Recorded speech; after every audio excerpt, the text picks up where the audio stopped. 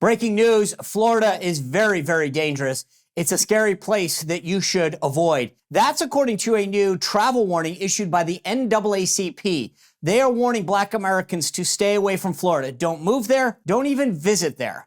My goodness, what could be so alarming? Well, actually, nothing. Their so-called travel warning is devoid of any facts or figures. It is full of political rhetoric, though. But don't worry, the lack of facts or figures hasn't kept all of the left-wing media types from carrying their misinformation for them. In fact, despite any data, most media types noted that they called Governor Ron DeSantis' office seeking comment. Gosh, really? The same week that he happens to be announcing for president? Let me show you my shocked face.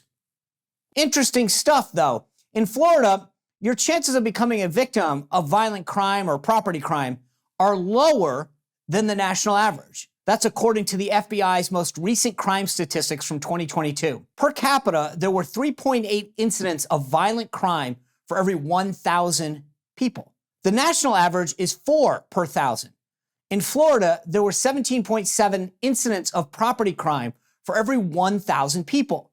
The national average is 19.6 per 1,000. You know, since the NAACP is so concerned about safety, I was a little shocked that they hadn't issued a travel alert for Chicago or Baltimore or even our nation's capital, Washington, D.C. So I went and looked up a few things. And in their ranking of the top 15 most dangerous cities in America, Forbes lists Baltimore as the 4th most dangerous city in the country. Interestingly, there isn't a single city in Florida on that list. Baltimore, though, recorded 348 homicides in 2019, a number second only to the number that they recorded in 1993. It gets better. Actually, it gets much worse, because one list has Baltimore on it as the 21st most dangerous city in the world. The world. And by the way, no other city in the United States even made the top 25.